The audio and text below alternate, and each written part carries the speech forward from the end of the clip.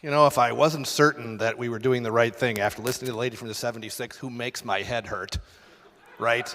I am 100% certain we are doing the right thing, and thank you so much for helping to solidify every single person on this side of the aisle as to why we know we are doing the right thing, okay? The lady from the 76th is making it up as she goes. First of all, I would ask the gentleman from the 24th to yield to a question. Does the gentleman from the 24th yield to a question?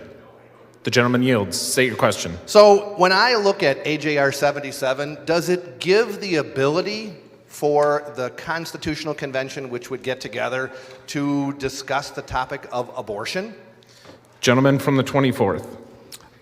No, Mr. Speaker, I do not see that here. Gentleman from the 63rd. Does it give them the possibility of discussing changing Medicare or Social Security? Gentleman from the 24th. No, thank you. This application is limited to limiting the federal government, term limits, and balanced budget. Gentleman from the 63rd. So then it doesn't have anything to do with environmental protection, you're saying? Gentleman from the 24th. It does not have anything to do with federal. It has to do with limiting the federal government, giving the states the opportunities to exercise their authority where they certainly can enact efforts in protections of the environment. Gentleman from the 63rd. Maybe I didn't read every single part of it. Does it somehow empower a private organization called ALEC? Gentleman from the 24th. It does not. It empowers us here in state governments, the representatives that have to ratify any proposed amendment that comes by. That's who it empowers. Those are the folks that I trust and rely on when it comes to proposed amendments to this. Gentleman from the US 63rd. Okay, that's what I thought. So when we look at what's before us today, there is no doubt across our country that we know there is one billionaire right now who is attempting to have a major impact on our elections. Do you know who that billionaire is? Oh, I'm sorry, it's a Democrat running for president trying to buy the office, right? So people who worry about the ability of private citizens to petition the federal government is broken. There is no opportunity. That's right, the gentleman from the 90, that's right, the gentleman from the 89 said there are two billionaires on the Democrat side trying to buy the election. I forgot Tom Steyer, right? So there are two, even though he's kind of a non-player compared to Michael Bloomberg.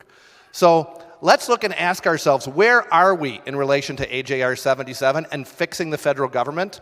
Now, I also heard people on the other side worrying what would happen if a constitutional convention of private citizens got together.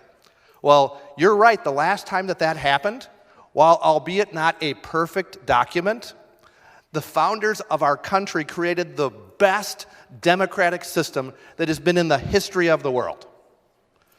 So William F. Buckley once said, I would trust the first 500 people in the phone book over the members of Congress that we have today.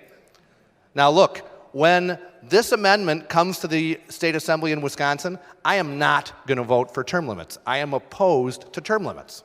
I have no problem saying that. When I've run for office, I have said that position.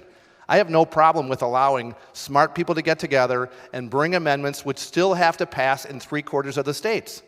The Constitution says 3/4 of the states have to pass it. So another falsehood from the lady from the 76, you can't change the number of states that are required to amend the Constitution unless the required number under the old document agree on a lesser number. So under any circumstances, 34 states are going to be required to ratify whatever amendments would come out of the Constitutional Convention dealing with the balanced budget and dealing with term limits. So on the one that I care about, and the reason that I think we should move this amendment forward, the federal government is broken. They are spending us into oblivion. The only way that we are going to get control, and we have waited for generations to somehow believe that Washington is going to fix itself. The founders, because they were wise, gave a secondary option if the federal government was broken, and that was for states to send delegates for the ability to try to amend the Constitution, and again, having to get 3/4 of the states. And remember, to stop an amendment is the easiest possible task because you only need one chamber in 16 states to be able to stop it. I mean, it's not an easy process.